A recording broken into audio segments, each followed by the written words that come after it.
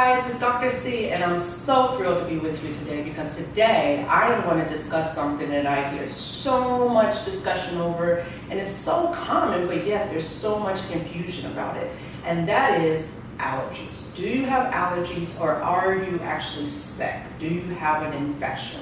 That's what we're going to discuss. And so what better time to discuss that than now, when it's springtime? You know, when spring represents the onset of new beginnings, the birth of the young, and for some of you in cooler climates, it represents, you know, that warm weather is here.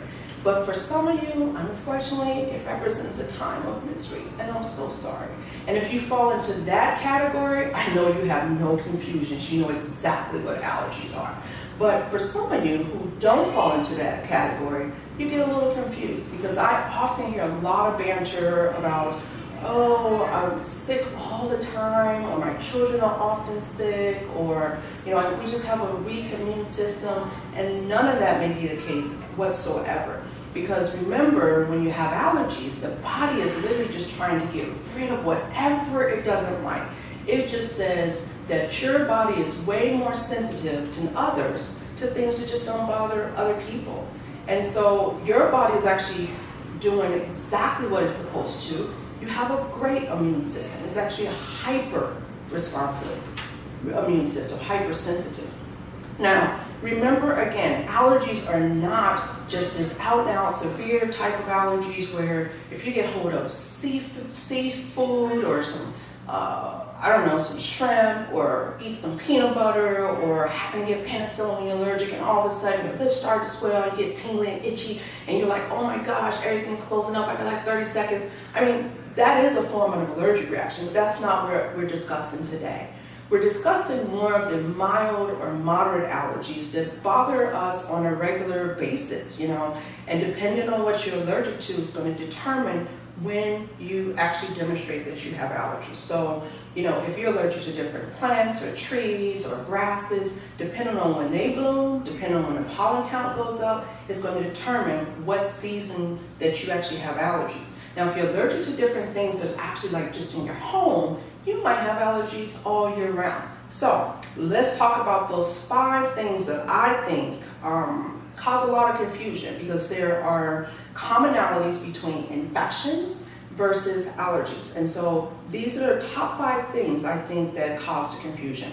So the first thing is, with both of them, you can have runny nose. Some people try to, you know, distinguish the difference between the type of the runny nose, where it's watery and, you know, clear, versus some say yellowish and kind of thickest, mucusy, more for infection. But either way, you have runny nose with both. The second thing is you have congestion. You can have, you know, congestion early in the morning, late at night, all throughout the day. You can have congestion with both. The third thing is actually sneezing, because remember, the body, it sneezes because it wants to get rid of something, or it's irritated, or it's inflamed.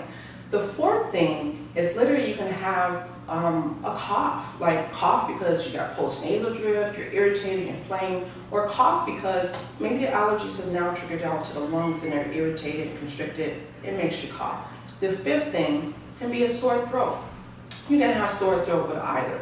Now, I actually look to distinguish the two. I look at something else as a physician. I also look at the duration. You know, like, how long have you had these symptoms? You know, typically an infection, we're looking at 7 to 10 days tops, whereas if you're super fit, we're looking at maybe 5 to 7 days. Whereas if it's allergies, they can go on for weeks, they can go on for months.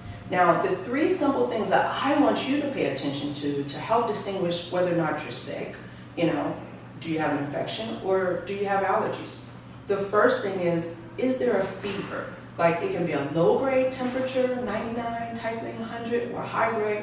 Either way, you have a fever, typically, when there's an infection. The second thing is, do you have fatigue? Do you have body aches? Typically, when there's an infection, you have body aches and you feel a little bit under the weather.